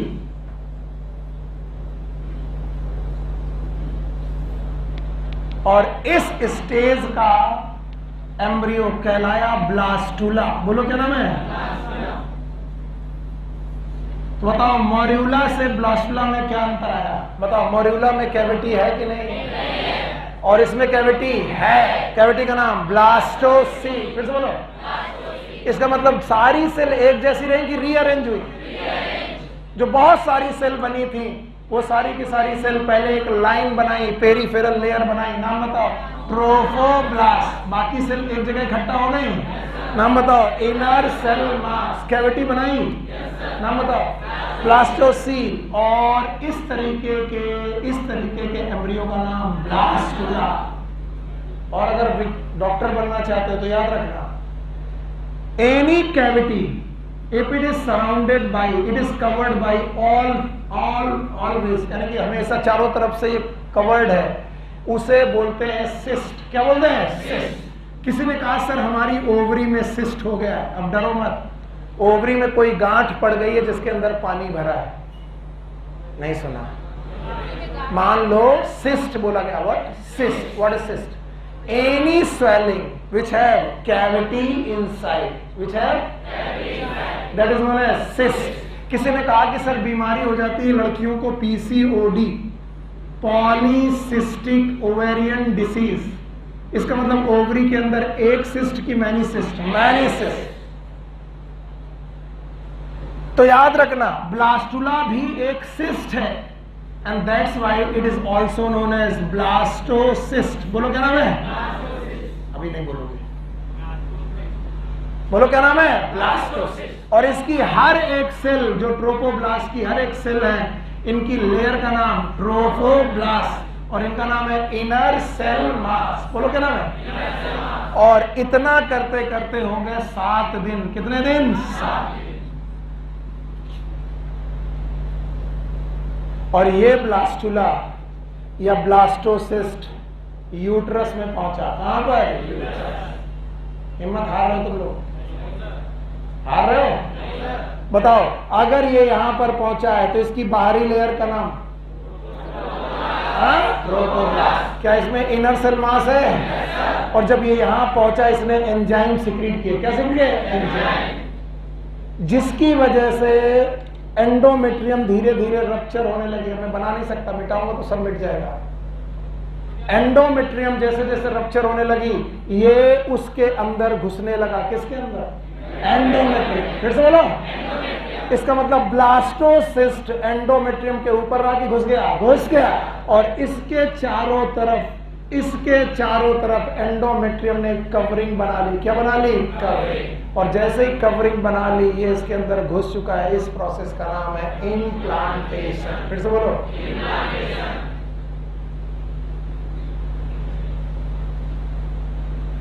तो इम्प्लांटेशन ने किसने किसको कवर किया?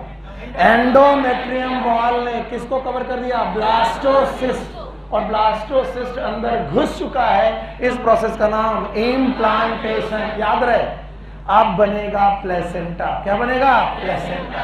अभी तक बना?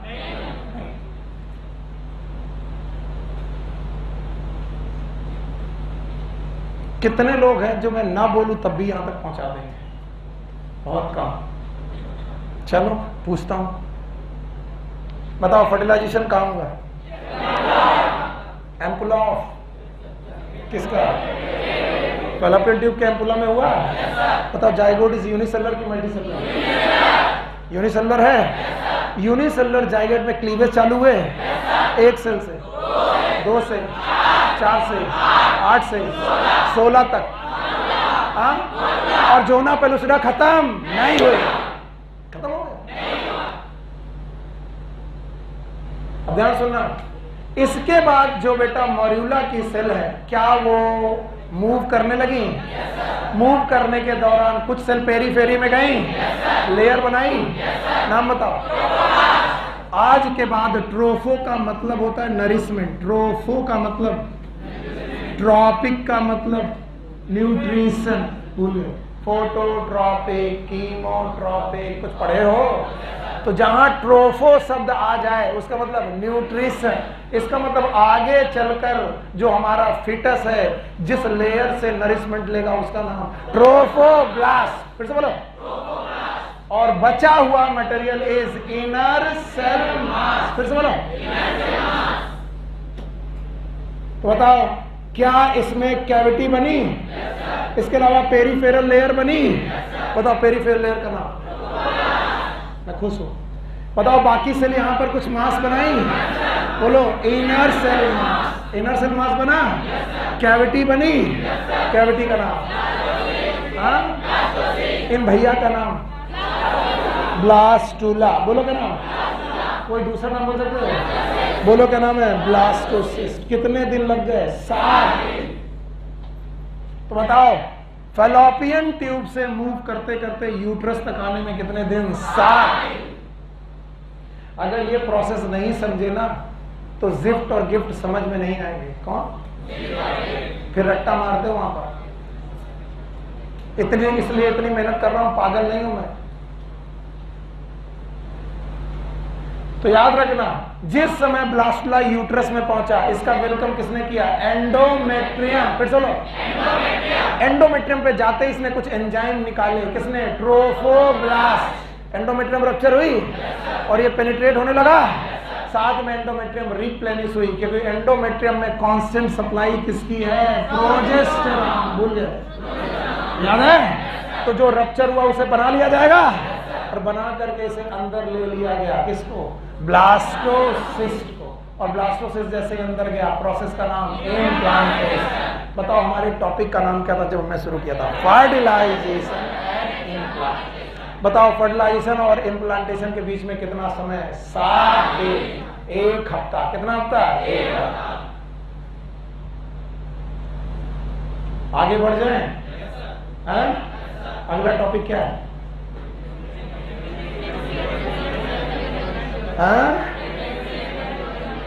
Pregnancy and embryonic. बीच में सेक्स डिटर्मिनेशन रुक गया है। अभी पढ़ाएं कि जेनेटिक्स में पढ़ोगे? अभी पढ़ाएं? अभी पढ़ा। मैं जानबूझ के छोड़ना चाहता हूं उसको, लेकिन चलो कोई बात नहीं। मैं कोशिश करूंगा कि कुछ ना छूटे तुमसे।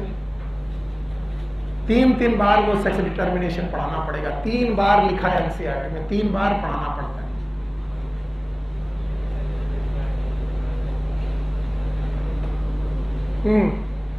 बताइए यहां पर कौन आ चुका है? मॉर्यूला की ब्लास्टुला? यहाँ जाइगोट आ चुका है। क्या जाइगोट यहाँ हुआ करता था? फिर इसके बाद 1 से 2 हुआ, 2 से 4 हुआ, 4 से 8 हुआ, 8 से 16 हुआ, यूट्रस में घुसे, 16 तक आते आते, मॉर्यूला तक आते आते यूट्रस में एंट्री मिल गई। लेकिन इम्प्लांट, इसके बाद ब्लास्टुला बना, इम्प्लांट हुआ। बताओ जब ब्लास्टुला इम्प्लांट हो रहा होगा तो बताओ इसकी हर एक सेल N की 2N, हाँ? और इसे 2N करने में किसका इन्वॉल्वमेंट? स्पर्म और स्पर्म N की 2N, ओवा भी, हाँ? ध्यान से सुनना, N का मतलब 23 पेयर क्रोमोसोम की 23, और ओवा का मतलब 23 पेयर की 23 23। अब ध्यान से सुनना, जितने लोग हैं मेरे साथ सुनिएगा। जिस समय फर्टिलाइजेशन हुआ, क्या हुआ? फर्टिलाइजेशन। बहुत डरता हूं मैं। बताओ कौन गैमीट किससे फ्यूज हुआ? Male female. तो क्या मेल के न्यूक्लियस के 23 क्रोमोसोम फीमेल के 23 क्रोमोसोम के साथ फ्यूज हुए? Yes sir. मेल का पहला क्रोमोसोम फीमेल के पहले क्रोमोसोम के साथ पेयर किया, दूसरा, तीसरा, चौथा, हाँ बहुत सही कर रहे हो, 5वां, 22वां, 23वां। लेकिन मेल जो है 23वां अगर एक्स ला रहा, क्या ला रहा? फीमेल तो हमेशा क्या लाएगी? एक्स। ये बात समझ में ना आई? ये ना समझ में आई? तो बताओ मेल की तरफ से क्या आया? मेल मतलब स्पर्म, और फीमेल की तरफ से क्या आया? एक्स। ओवा की तरफ से क्या आया? एक्स। ओवा किसका इन्वॉल्वमेंट है? फादर की मदर? बस फंस गए तुम। और बताओ स्पर्म किसका इन्वॉल्वमेंट है? फादर, हाँ? तो बताओ फादर का जो 23वां क्रोमोसोम था वो क्या था? एक्स। मदर का भी एक्स। बताओ एक्स और एक्स। अब जो जाइगोट बना है, इस जाइगोट का जो बच्चा होगा वो एक्स एक्स, मेल की फीमेल? बताओ ये लड़का होगा कि लड़की? डॉटर होगी? पता नहीं चल पा रहा किसका दोष है। इन्होंने भी एक्स दिया, इन्होंने भी एक्स दिया, दोनों का बराबर योगदान है लड़की में। अच्छा आगे देखो, फिर से कर रहा हूं, दूसरा chance. Father side, sperm side, पहला पहले के साथ, दूसरा दूसरे के साथ, तीसरा तीसरे के साथ, 22वां 22वें के साथ, 23वां। अब की बार स्पर्म, अब की बार स्पर्म क्या लेके आया? वाई। और ओवा हमेशा से क्या लाता है? शाबाश, ओवा हमेशा से। और ओवा कौन देता है? मदर। और स्पर्म कौन देता है? फादर। अच्छा बताओ, इस तरीके का जो जाइगोट बना उससे लड़का की लड़की? अब सोच के बताओ, मदर का ओवा हमेशा क्या प्रोवाइड करता है? एक्स। लेकिन फादर का स्पर्म कभी कभी वाई दिया तो, एक्स दिया तो, इसका मतलब लड़का होगा कि लड़की होगा? दोषी कौन? मार किसे पड़ती है? हरियाणा चले जाओ, बोले अब की बार तो छोरी ना चाहिए, छोरा होने चाहिए। और वो क्या करे? लेडीज क्या करे? और थोड़ी पढ़ी लिखी होती तो कान पीछे रट्टा मारती तड़ाक से, बदतमीज। छोरा हो गए कि छोरी हो गए, सब बराबर हो गए। फिर भी वो बोले कि नहीं हमको छोरा चाहिए, तो बोल भैया तू अपने स्पर्म से बोल कि एक्स भेजे कि वाई। अपन तो हमेशा, तो गर्ल्स हमेशा क्या प्रोवाइड करती है? एक्स। और बॉयज क्या प्रोवाइड कर सकते हैं? X and Y. तो बताओ हेट्रोगैमेटिक कौन? मेल। होमोगैमेटिक कौन? कोई भी आ जाए, फीमेल क्या प्रोवाइड करेगी? एक्स। और बदतमीन जोगला कौन है? मेल। कभी एक्स कभी वाई। मम्मा से एक्स, फादर से एक्स, लड़की। मम्मा से एक्स, फादर से वाई, लड़का। बताओ लड़की होगा कि लड़का? मम्मा का कोई रोल? किसका रोल है? अब की बार छोरा ना हुए तो मार पड़ेगी लड़की को कि लड़के को? तो मम्मा मार खाएगी पापा? अब सास कह रही है बहू सोच देख लो, अगर बिटिया हुई तो तुम्हें घर से निकाल देंगे। ये होता है वहां, सॉरी टू से किसी देश प्रदेश का नाम नहीं लेना चाहिए। तो भैया बिटिया हो गई, अब औरत को बाहर निकाल दिया, फिर सास को बायोलॉजी पढ़ाए सुनील सर कि दादी इसमें किसका दोष? इसको मतलब इसमें बहू का दोष? किसका दोष है? हाँ आपके बेटे का। तो लड़का होगा कि लड़की, कौन डिसाइड करेगा? बहू की बेटा?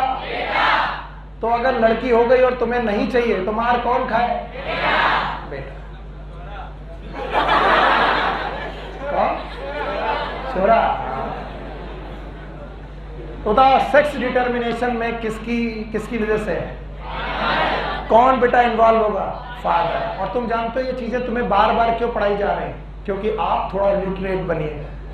इतनी लिटरेसी होने के बावजूद हमारी इंडिया में फीमेल फीटिसाइड्स कम है कि ज्यादा? कौन बोल रहा कम है?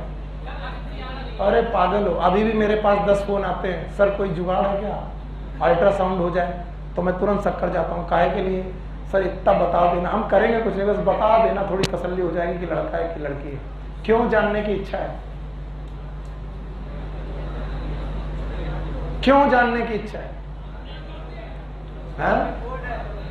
मैं बता रहा हूं ये रियल कहानी है। इवन तुम्हारे सावधान इंडिया में भी आई थी। एक डॉक्टर साहब पकड़े गए, वो अल्ट्रासाउंड करते वक्त बताते नहीं थे, वहां लिखा था यहाँ पर जन्म के पहले बच्चों का सेक्स डिटर्मिनेशन नहीं किया जाता। लेकिन इतने बदतमीज थे, वो एक फाइल नंबर 16 रखते थे, एक फाइल नंबर 19 रखते थे गाजियाबाद में। 16 और 1B, B for boys, 1G, G for girl. अगर 16 नंबर फाइल है, इसके अल्ट्रासाउंड में क्या है? बॉय, और इसके अल्ट्रासाउंड में गर्ल। तो कहते थे हम डिटर्मिनेशन नहीं करते, लेकिन पीछे से लेते थे 50,000। लो भाई 50,000 रुपए दो, 10,000 रुपए तो हम पता कर देंगे। हाँ, पकड़े गए, लाइसेंस छिन गया, आजकल जेल में।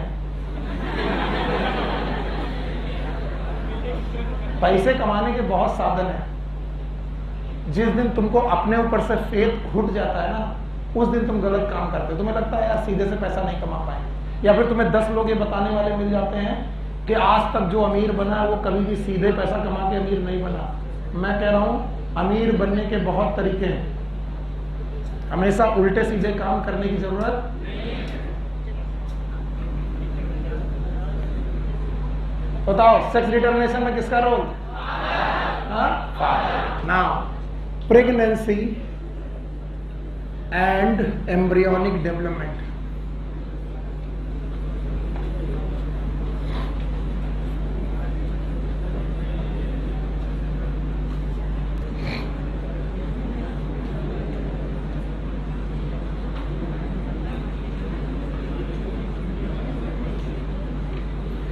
It's the next topic. बेटा एकदम शांत रहो।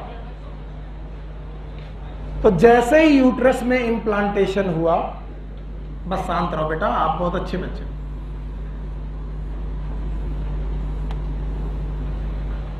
आगे की कहानी तुम्हें मालूम है, मैं पढ़ा रहा हूं। जैसे ही बेटा इम्प्लांटेशन हुआ, वैसे ट्रोफोब्लास्ट, कौन सा बेटा? ट्रोफोब्लास्ट ने फिंगर लाइक प्रोजेक्शन बनाए, and these finger like projection are known as chorionic villi. बोलो कौन सा?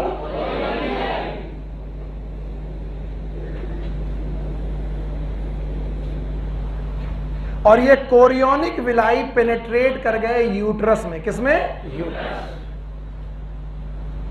और यूट्रस की कोशिकाएं और यूट्रस के टिश्यूज इनमें ऑक्लूड होने लगे, जुड़ने लगे।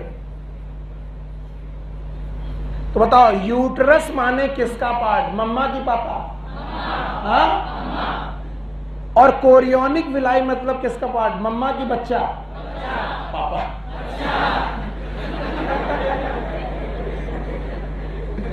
पापा यहां क्या करेंगे? Sorry, I am sorry. कभी कभी ना चाहते हुए गुस्सा आ जाती है। वो कह रहा पापा। बताइए, इसका नाम ब्लास्टोसिस्ट है। ये इनर सेल मास, यहां पर विलाई बनी। बताओ कौन सी? मदद करो यार। Chorionic villi. बोलो कौन? कोरियोनिक विलाई जो है वो किसका पोर्शन है? बोलो किसका पोर्शन है? एम्ब्रियो। बोलो। और बेटा यूट्राइन टिश्यू किसका फीचर है? मम्मा। ये यूट्रस किसका है? ये सब कहां चल रहा है? यूट्रस कहां पाया जाता है? जुपिटर में। यूट्रस मम्मा में पाया जाता है। इसका मतलब मम्मा की बॉडी भी इनमें इन्वॉल्व हो रही है। और एक डिस्क शेप स्ट्रक्चर बना, नाम है प्लासेंटा। बोलो क्या नाम है? प्लासेंटा। किसी को मतलब नहीं है, कुछ भी कराओ सर। और मम्मा अपना खून पिलाएगी बेटा इसको। ये कौन है? अपने आप को देखो। मैं भी अपने आप को सुबह शाम देखता हूं कि मेरी मां ने, जब मैं बना भी नहीं था तब से मुझे ब्लड के थ्रू, किसके थ्रू? नरिशमेंट प्रोवाइड किया है, न्यूट्रिशन और ऑक्सीजन। और ये न्यूट्रिशन और ऑक्सीजन ब्लड के थ्रू आया। ब्लड के थ्रू आया, किसके थ्रू आया? प्लेसेंटा। फिर से बोलो। इसलिए मम्मा का खाना खाना बहुत ज्यादा जरूरी है। प्रेग्नेंट लेडी का खाना, अच्छा खाना बहुत ज्यादा जरूरी है। जितने ज्यादा विटामिन, जितने ज्यादा मिनरल्स मां खाएगी, उतना उसके ब्लड में पहुंचेंगे। उतना वो ब्लड कहां पहुंचेगा? प्लेसेंटा। और उतना ज्यादा एम्ब्रियो को मिलेगा। नहीं आया? बताओ इस प्रोसेस, इसका नाम बताओ। प्लेसेंटा। फिर से बोलो। प्लेसेंटा डिस्क शेप स्ट्रक्चर है। कितने लोगों से मिलवान बना है? 2। एक किसका इन्वॉल्वमेंट है? एम्ब्रियो। फिर से बोलो। और एक किसका? Uterine tissue. और इस प्लेसेंटा के थ्रू मम्मा क्या पहुंचा रही है? Nutrition and oxygen.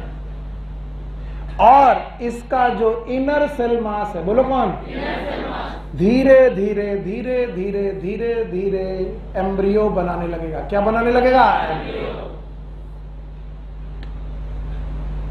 और एम्ब्रियो की नाभि पे, किस पे? एक बेटा कॉर्ड बनेगी, याद है? नाम बताओ। Umbilical cord. फिर से बोलो। और वो कहां जाएगी? प्लेसेंटा। फिर से बोलो।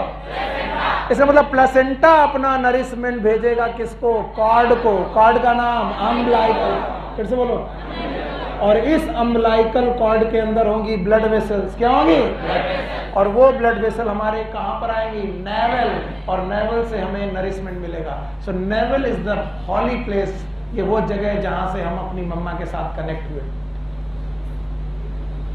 नहीं आया? तो बताओ, पहले दिन ही अम्बिलिकल कॉर्ड बन गई? नो। तो किसके दौरान बनी? It is known as embryonic development. तो सबसे पहले क्या बना? प्लेसेंटा। फिर से बोलो। शुरुआत में प्लेसेंटा डायरेक्ट नरिशमेंट देता रहा। फिर इसके बाद इनर सेल मास किसमें कन्वर्ट होने लगा? एम्ब्रियो। फिर से बोलो। और क्या ये एम्ब्रियो फिटस बनने लगा? और जब ये फिटस बनने लगा, बच्चा बनने लगा, तो क्या तब भी ये प्लेसेंटा से बेटा कनेक्टेड रहा? यस। बोलो कौन सा? Umbilical cord. कौन सी कॉर्ड? बहुत सारे लोग अम्बिलिकल कॉर्ड और प्लेसेंटा एक ही बात मानते हैं। सही की गलत? गलत। Umbilical cord is a connection of fetus to the placenta, and placenta is made by one, मतलब ये one contribution की बहुत contribution, बहुत यूट्रस भी कंट्रीब्यूट कर रहा है। और ये कौन सी विलाई? Chorionic villi. अगला क्वेश्चन कि सर ये जो डेवलपमेंट शुरू हुए, क्या ये अपने आप शुरू हुए? नो। इनके लिए चाहिए हार्मोन्स। क्या चाहिए? हार्मोन्स। और सर ये हार्मोन्स कहां से निकलेंगे? प्लेसेंटा। फिर से बोलो। और प्लेसेंटा से कुछ हार्मोन निकलने लगे। नाम ध्यान से सुनिएगा। These are known as placental hormone. बोलो कौन से? इनमें से पहला हार्मोन है HCG।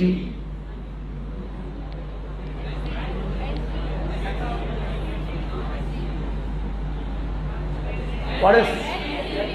अरे यार, हम कह रहे हैं कि हम HCG। What is HCG?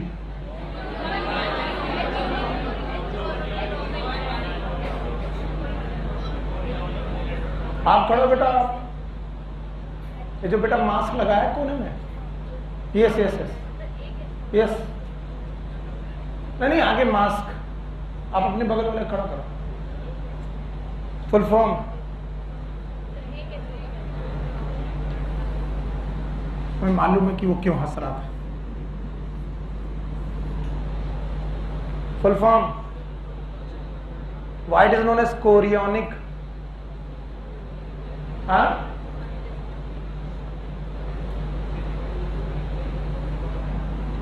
कौन सी विलाई? हाँ, chorionic villi is the part of placenta. किसका? और किसका कंट्रीब्यूशन है? मम्मा का कि एम्ब्रियो का? हाँ? इस कोरियोनिक विलाई से गोनेडोट्रोपिन हार्मोन निकले। कौन से?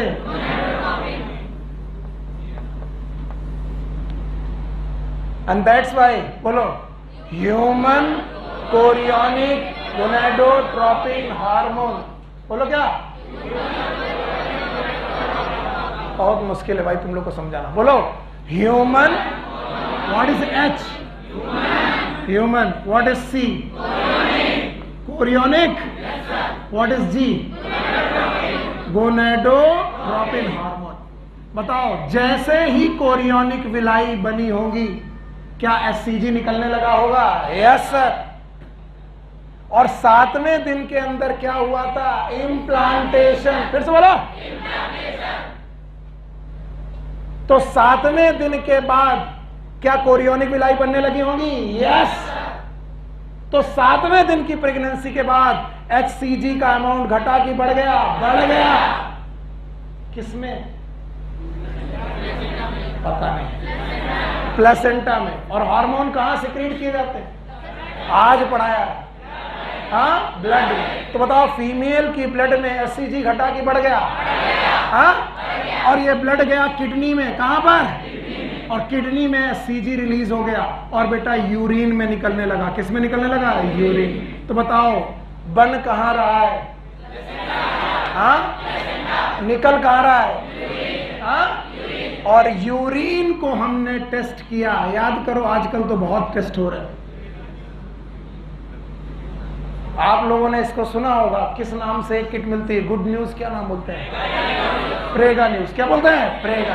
क्या हम फीमेल का यूरिन यहां डालते हैं? No sir. और यहां पर स्ट्रिप रहती है। क्या रहती है? स्ट्रिप। अगर स्ट्रिप पिंक हो गई तो बधाई हो।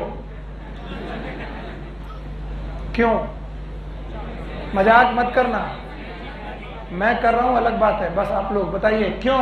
क्योंकि यूरिन क्यों डाला, ब्लड नहीं? क्यों नहीं? क्योंकि फीमेल की यूरिन में अगर HCG है, क्या है?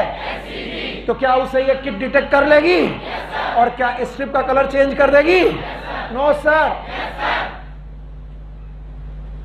तो ये कितने जल्दी से जल्दी पॉसिबल हो सकता है? आज मीटिंग की आज पॉसिबल है? आज मीटिंग की कम से कम 7 से 10, 7 से 10। बैठिए, अब हंसना नहीं। कितनी बार बोल चुके हैं हंसना नहीं। टीचर है, कभी कभी स्पेलिंग इधर से इधर हो जाती है।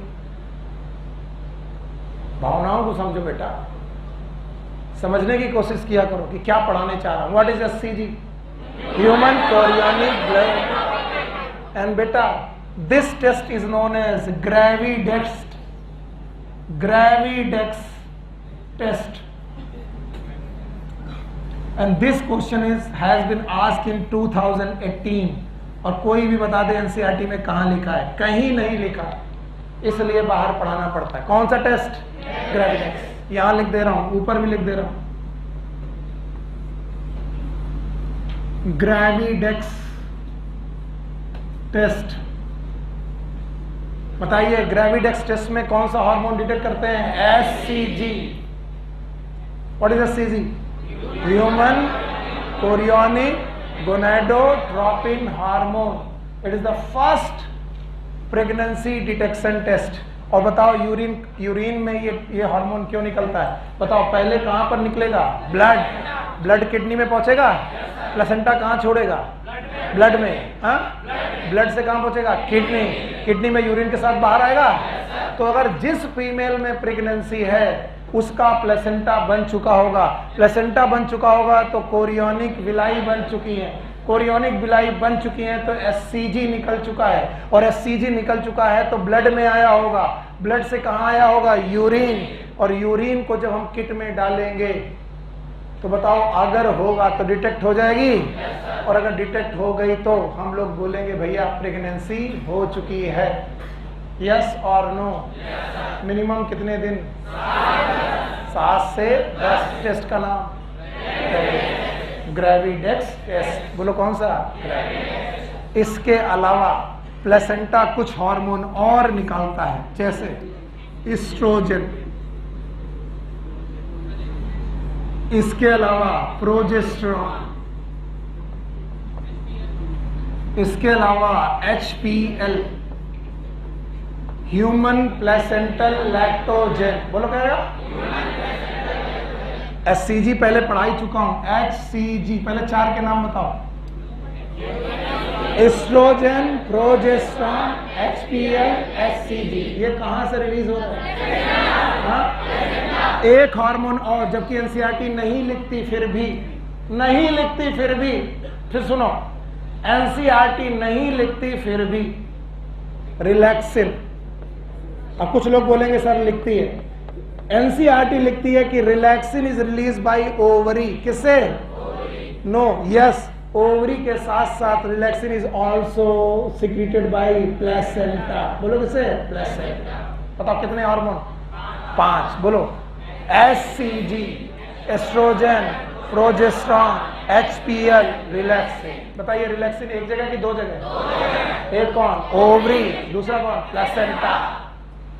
अब एनसीईआरटी पढ़ोगे तो रिलैक्सिन मिलेगा, लेकिन रिलैक्सिन के आगे क्या लिखा होगा? ओवरी। पर घबराना नहीं, क्या ये ओवरी से निकलता है? यस। बार बार मुझसे पूछना नहीं, थप्पड़ मार दूंगा, मैं बोल रहा हूं। क्या ये ओवरी से निकलता है? यस। पर क्या ये प्लेसेंटा से भी निकलता है? यस। ये रिलैक्सिन वो हार्मोन है जो लेट प्रेगनेंसी, अर्ली प्रेगनेंसी की लेट प्रेगनेंसी में निकलता है, ताकि प्यूबिक सिम्फाइसिस, कौन सी? किसी को कोई मतलब नहीं, पढ़ा लो सर जो मर्जी है तुम कर लो, हमें पढ़ने नहीं। जो बर्थ कैनाल है वो एक बोन से होकर गुजरती है, बोन का नाम पेल्विक बोन, फिर से बोलो। और पेल्विक बोन की कैविटी अगर नैरो है तो बच्चा निकल पाएगा कि नहीं? नहीं। पेल्विक बोन में एक बोन है प्यूबिस, बोलो क्या? दो प्यूबिस को जोड़ने वाले ज्वाइंट का नाम प्यूबिक सिम्फाइसिस, फिर से बोलो। और प्यूबिक सिम्फाइसिस को रिलीज करना, डायलेट करना जरूरी है, ताकि हड्डी चौड़ी हो जाए और बेबी आसानी से निकल जाए। तो बताओ प्यूबिक सिम्फाइसिस को रिलैक्स करने वाला हार्मोन रिलैक्सिन कौन सा? तो बताओ, आज प्रेगनेंसी हुई, आज ही रिलैक्सिन चाहिए? अर्ली प्रेगनेंसी की लेट। इसके अलावा ध्यान सुनो, प्लेसेंटा बनते ही ये हार्मोन प्लेसेंटा से तो निकलते हैं, लेकिन बाकी दूसरी ग्लैंड भी एक्टिवेट हो जाती हैं। तो अब जो हार्मोन निकल रहे हैं ये प्लेसेंटा से नहीं निकल रहे, लेकिन प्लेसेंटा बनने की वजह से दूसरी ग्लैंड एक्टिवेट हो गई हैं। कॉर्टिसोल भी बेटा बढ़ जाता है। अब कोई बोले कॉर्टिसोल प्लेसेंटा से निकलता है? नो। पर जिस ग्लैंड से निकलता है उसका निकलना कम की ज्यादा? ज्यादा। इसके अलावा थायरॉक्सिन, बोलो कौन? जब तुम डॉक्टर बनोगे तो तुम देखोगे कि जैसे प्रेगनेंसी सेट होती है, बहुत सारी फीमेल की थायराइड ग्लैंड प्रॉपर फंक्शन करने लगती कि इम्प्रॉपर? इम्प्रॉपर। कॉर्टिसोल थायरॉक्सिन का भी अमाउंट बढ़ जाता है। इसके अलावा इंसुलिन हार्मोन भी गड़बड़ होने लगते हैं, और इसीलिए कई बार प्रेगनेंसी रिलेटेड डायबिटीज हो जाती है। जब आप डॉक्टर बनोगे तो तुम देखोगे कि जब तक फीमेल प्रेगनेंसी में थी तब तक उसको डायबिटीज थी, प्रेगनेंसी खत्म, डायबिटीज खत्म। तो बताओ ये हार्मोन प्लेसेंटा से निकले? हमें कोई डर है? क्योंकि बेटा तुम पता नहीं क्या कह दो कि सर आपने पढ़ाए थे, मैंने नोट किए थे। ये प्लेसेंटा बनने की वजह से दूसरी ग्लैंड से निकले। तो इंसुलिन प्लेसेंटा से निकला कि pancreas? Pancreas. Thyroxine, thyroid, cortisol, adrenal, बोलो कहां? ओके। लेकिन इनका निकलना कम हो गया कि ज्यादा? ज्यादा। और इसीलिए फीमेल में हार्मोनल बैलेंस हो गया कि डिसबैलेंस? डिसबैलेंस। और इन हार्मोन ने मिल करके इस इनर सेल मास को धीरे धीरे बढ़ाना चालू किया। भूल गए? याद है? और वो क्या बनने लगा? फीटस। तो बताओ फीटस बनने में किसका इन्वॉल्वमेंट है? हार्मोन। कम से कम नाम बता दोगे खुश हो जाएंगे, बोलो। SCG, estrogen, progesterone, HPL, cortisol, thyroxine, insulin. क्या ये सारे हार्मोन कर रहे हैं? और ये सारे हार्मोन प्लेसेंटा से निकल रहे हैं। ये निकल रहे हैं। बताओ प्लेसेंटा से कितने हार्मोन? 5। 5 के नाम बता पाओगे? नाम बोलो।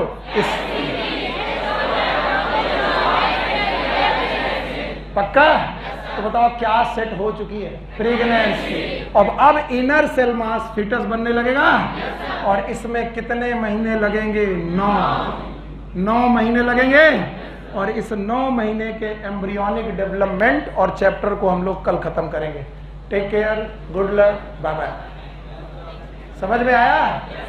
सुबह कितने बजे? 11:30। Take care.